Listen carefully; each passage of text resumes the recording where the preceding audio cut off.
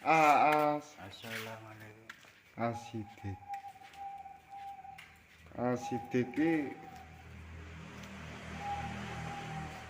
Assalamualaikum pemirsa Asidik pecahan dasi.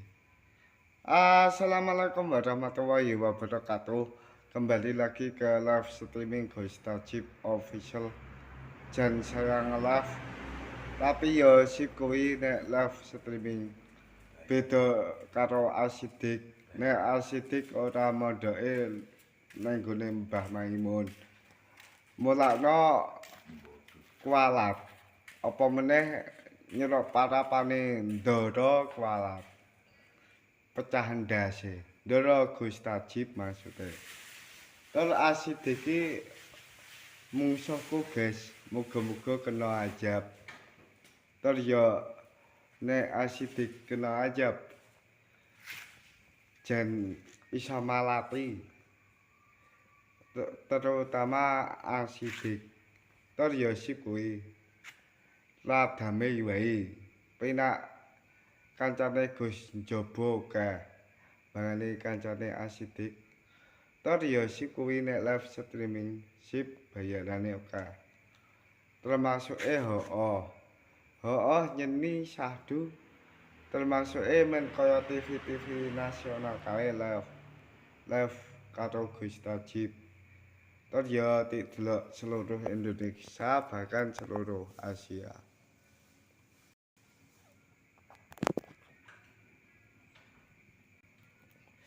Live Gus, live. Bangane sing penting Asidik kuwi Asidik iki insyaallah mati sekarat. Mati mengenaskan ngono.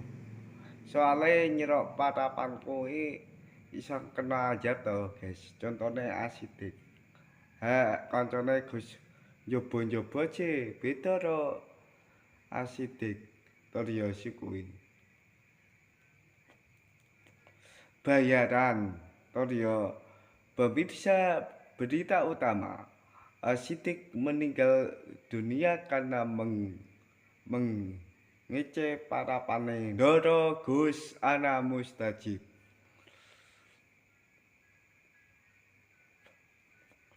Guys, ndara. Tur ya sip kuwi nek dadi Gus ki. Tur ya nyeni syahdu dekengane Pak Prabowo ki ya nge-live ngono lho. Termasuke penak.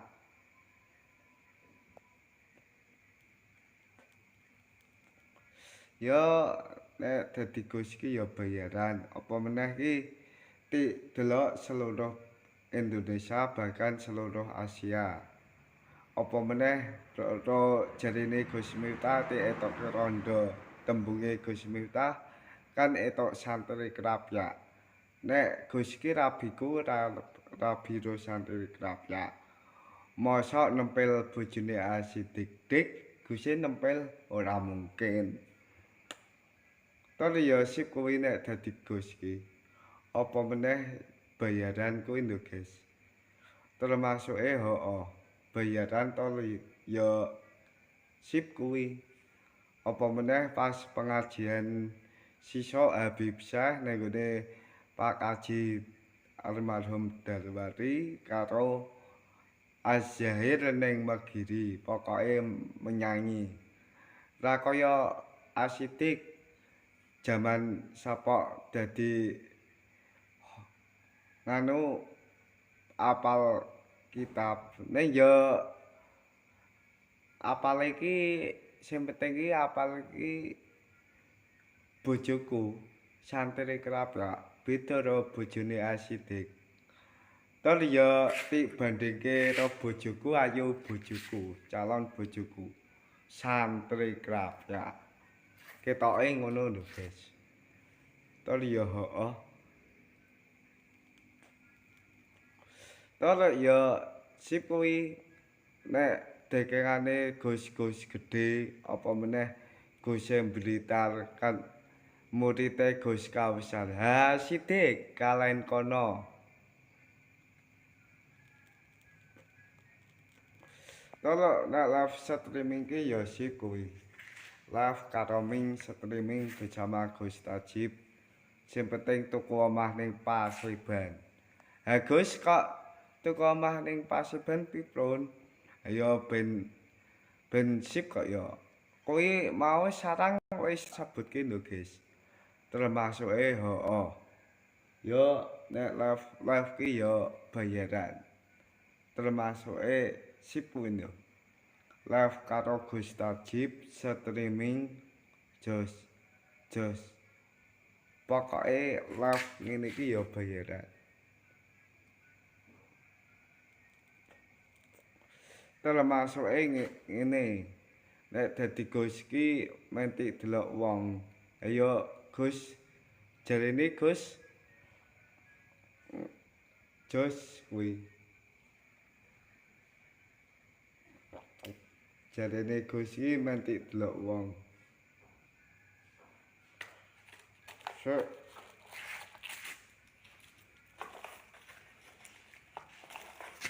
Jos. Pokoke menti delok wong lho guys. Pokoke sip kuwi.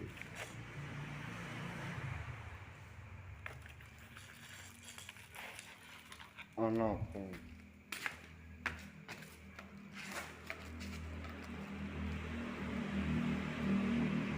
Karang yo nyeni. Nek dadi Gus ki yo nyeni. Termasuke kuwi. Ya ora apa-apa sip kuwi. Jos nek dadi Gus.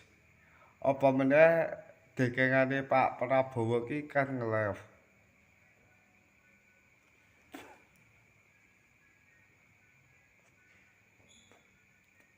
Nek live streaming kaya Gus Tajib channel ki ya sip kuwi. Tur yo ngalahke anake nganu Suradi. Suradi anake. Suradi kan tak ganteng. Ganteng aku wis. Termasuke kuwi. Yo nek live streaming yo sip. Bayaran termasuke. Ya men kaya TV-TV kuwi Kalimantan hadir apa meneh Banjarbaru hadir seperti iki nek live ki ya sip kuwi. Apa meneh live kelingan pas udan-udan ning gone Pak Untung. Pas poso 2022.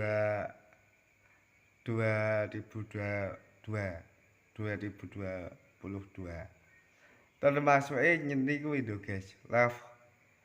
Termasuke live streaming bersama Gus Tajib channel. Media Gus Tajib official.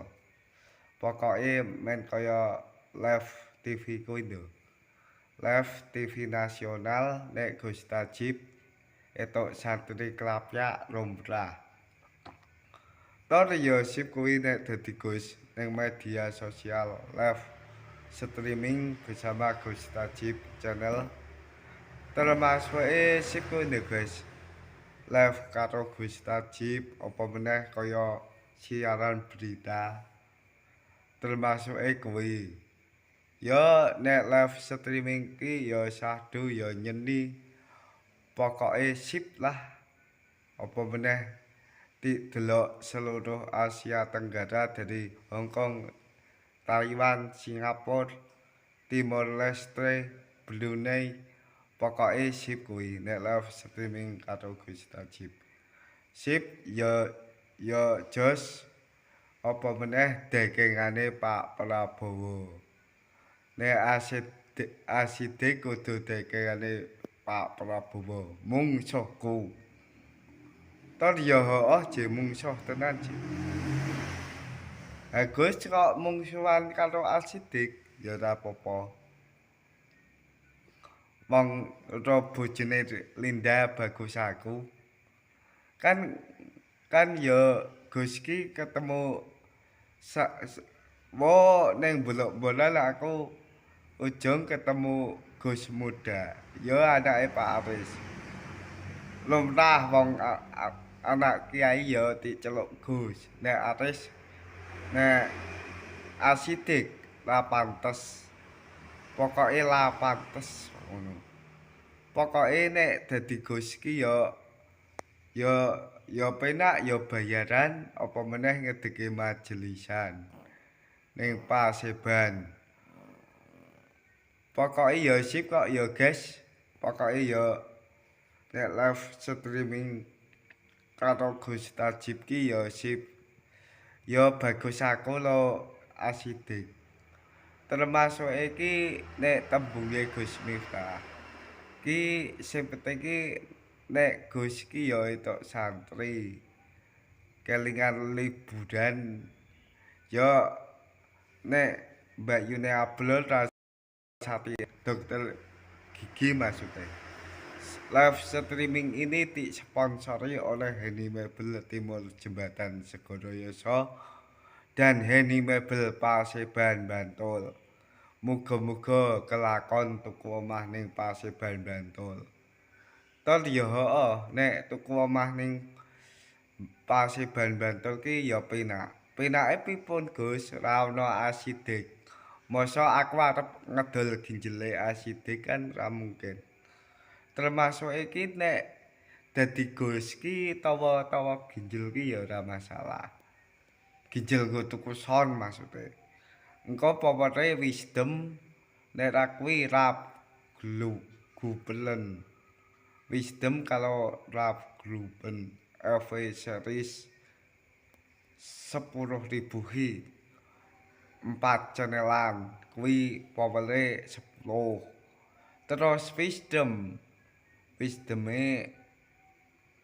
kuwi ya 10. Kuwi nggo ngangkat apa Gus? Sound FOH karo sound out. Sound out karo FOH ki beda. Nek asidik lah ngerti sound, ngetine ya Linda. Tur ya nek Gus Tajib ki entuk santri krapyaki ya sip kuwi. Karang ya bagus. Wonge ganteng, ro asidik bagus aku. Kan kene ndoro. Tur ya sip kuwi nek dadi Gus ki ya men kaya TV nasional. TV engko tulisane Gus Tajib live streaming. Apa meneh live streaming di Paseban Bantul. Termasuke kuwi. Termasuke kuwi lah, termasuke nek dadi Gus ki ya penak bayaran. Sorry guys. Termasuke ki nek sisa ngedeke majelisan ning Paseban to asidik mara ning ngomahku dilalae kena ajab ketabak telek meneh termasuke kuwi nek ra kuwi ya tak dol ginjele mbok menawa payu ngono tapi ya fine Gus Tajib ki seluruh Indonesia bahkan seluruh Asia tur ya jos kuwi nek live streaming ki. Sip. Ya bayaran Gus, ya bayaran live jera bayaran. Termasuke nek live karo Gus Tajib ki ya penak sing penting ya dekane Pak Prabowo terus sisa pengajian Habib Syekh ning gone almarhum Pak Haji Dalwari karo kelinganing pacak ning gone Soimah ana cewek ayu kon linggo kene kebak 6 jam opor wonge sila aku melu sira wonge selonjor aku melu selonjor wong ge tumpang oh sarungku iso biru guys sing penting iki nek dadi Gus ki ya sip 6 jam kae ning bangane tumpang ae karo Mbak Yune Abdul kan lah mungkin sing penting ya ketemu wong kulon Tlaga nek Gus ki pantese entuk santri krapyak ya termasuke kuwi ya ora apa-apa guys live streaming bersama Gus Tajib channel apa meneh sisa tuku son nek ning nggone Soimah nemplake ning pas nggone Dalwari almarhum Pak Haji Dalwari nemplake. Terus ya ning stadion ya pas udan-udan kae golek anget-anget. Ngopo Gus? Ya biasa, los. Pokoke sing penting jos kuwi. Nek nemplake. Oke guys, terima kasih. Wassalamualaikum warahmatullahi